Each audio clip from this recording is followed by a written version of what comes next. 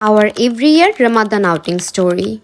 এভাবে রোজা রেখে ইফতারের আগে কারা ঝগড়া করে বলেন? আমার ফ্রেন্ডরা করে। আর এটা শুধু এবারের স্টোরি না, এটা প্রতি বছর আমাদের ইফতার আউটিং এর স্টোরি। এটা যদি এবার না হতো তাহলে আসলে অনেক বড় মিস হয়ে যেত। Hi, I am Arushi and আজকে আমি শেয়ার করছি আমার ফ্রেন্ডদের সাথে আমার একটা ইফতার আউটিং ডে। প্রতি বছর আমি আমার ফ্রেন্ডদের সাথে ইফতার আউটিং এ বের হই, এরপরে প্ল্যান করি ভালো কোথাও বসবো, দেন ইফতার করব। কিন্তু এখন অবধি এমন কোনো বছর যায়নি যেবার আমরা রাস্তায় বসে ইফতার করিনি আর রাস্তায় বসে রোজা খুলি। এবারও সেম জিনিসটাই হলো, এবারও আমরা রাস্তায় বসে আমাদের রোজা ভাঙলাম। আমরা ছিলাম মিরপুর 10-এ। তো এখান থেকে ইফতারের আগে আমাদের কোথাও যাওয়ার মতো সময় ছিল না, তাই আমরা এখানে স্ট্রিট ফুডের স্টল দেখে ভাবলাম এখান থেকে হালকা কিছু খেয়ে দেন আমরা ভারী কিছু খাবো অন্য কোথাও গিয়ে। তো আমরা এখানে বসে ফ্রেঞ্চ ফ্রাই চাউমিন খাচ্ছিলাম, তো হুট করে এমন জোরে বৃষ্টি শুরু হলো, আমরা কি করব, সাইডে একটা শ্যাডো ছিল, দেন আমরা সেখানে দাঁড়িয়ে দাঁড়িয়ে আমাদের খাবারটা শেষ করে আমরা তিনজন একটু চা খেয়ে নিলাম। তো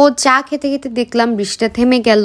দেন আমার ফ্রেন্ডরা বললো এখানে একটা ডিম মাখা আছে, সেখান থেকে ওরা ডিম খাবে, ওই যে সেদ্ধ ডিমের মধ্যে যে মশলা দিয়ে দেয় সেটা আর কি। তোরা দুইজন নিল, কিন্তু আমি নিলাম না। আমি বললাম তোরা আগে খা, দেন ভালো হলে আমি খাবো। বাট ওরা খাওয়ার পর বললো এত জঘন্য টেস্ট। আমি বললাম থাক ভাই, আমার আর খেতে হবে না, তাই আমি আর খাইনি। কিন্তু আসলে আমারও অনেক বেশি খেতে ইচ্ছে করছিল, তাই ভাবলাম আমরা যেখান থেকে খাই অলওয়েজ ডিম মাখাটা, আমরা সেখান থেকে যেয়েই খাবো, মানে আমি খাবো শুধু, ওরা আর খাবে না, কারণ ওরা এটা খেয়ে ওদের মুখের টেস্ট বাজে হয়ে গেছে। তো সেখান থেকে আমি ডিম মাখাটা খাওয়ার পরে ওরা ভাবছিল যে কোথায় যাবো এরপরে, তো ভাবলাম যে হাংরি রাইসে যাই, সেখানে গিয়ে পিৎজা খাবো। দেন আমরা একটা রিক্সা নিয়ে ডিরেক্ট চলে যাই মিরপুর 11 এর হাংরি রাইসে। প্লাস সেদিন হাঁটতে হাঁটতে আমার পায়ের অবস্থা পুরো 12টা বেজে গেছিল। তো এরপরে আমরা হাংরি রাইসে যাই, সেখানে গিয়ে আর কি ভাবছিলাম আমরা কোন পিৎজাটা অর্ডার দিব। তো আমার খুব বেশি মাশরুম খেতে ইচ্ছে করছিল, তো আমি ওদেরকে বলছিলাম চল এটা দে এটা দে। তো এরকম করতে করতে দেখলাম হুট করে এখানে কারেন্ট চলে গেছে, আর বাইরে অনেক জোরে বৃষ্টি পড়ছে, আবার বৃষ্টি শুরু হয়েছে। পরে আর কি এদের এখানে জেনারেটর নাই, তো আমরা অন্ধকারের মধ্যেই বসেছিলাম। তারা এসে আমাদের থেকে অন্ধকারের মধ্যেই ভুল অর্ডার নিয়ে গেল, মানে আমরা অর্ডার দিই মাশরুম পিৎজা, বাট তারা আমাদেরকে ভুলে দিয়ে দেয় বারবিকিউ পিৎজা। তো সেই ভুল পিৎজাটা খেয়ে আমরা সেখান থেকে রওনা দিয়ে চলে যাই বাসায়।